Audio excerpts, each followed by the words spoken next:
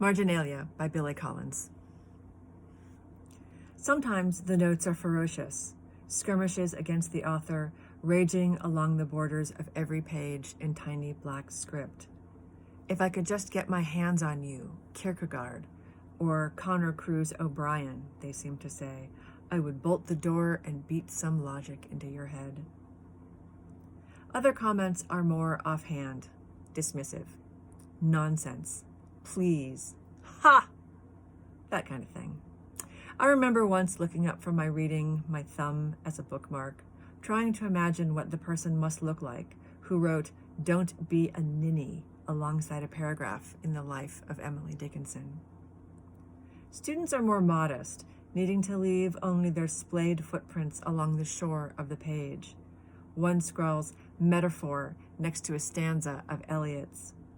Another notes the presence of irony 50 times outside the paragraphs of a modest proposal.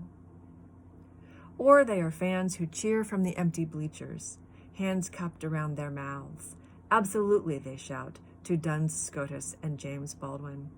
Yes, bullseye, my man! Checkmarks, asterisks, and exclamation points rain down along the sidelines. And if you have managed to graduate from college without ever having written man versus nature in a margin, perhaps now is the time to take one step forward.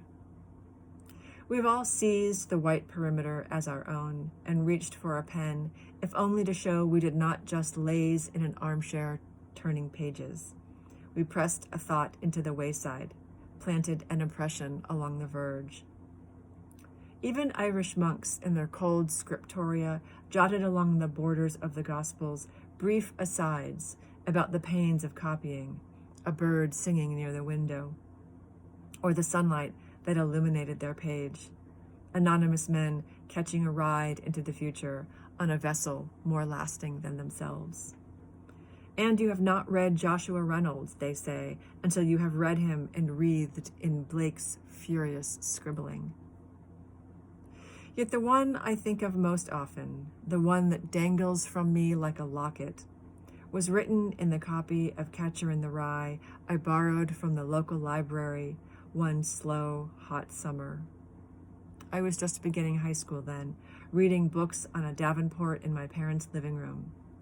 And I cannot tell you how vastly my loneliness was deepened, how poignant and amplified the world before me seemed, when I found on one page a few greasy-looking smears, and next to them, written in soft pencil, by a beautiful girl I could tell, whom I would never meet. Pardon the egg salad stains, but I'm in love.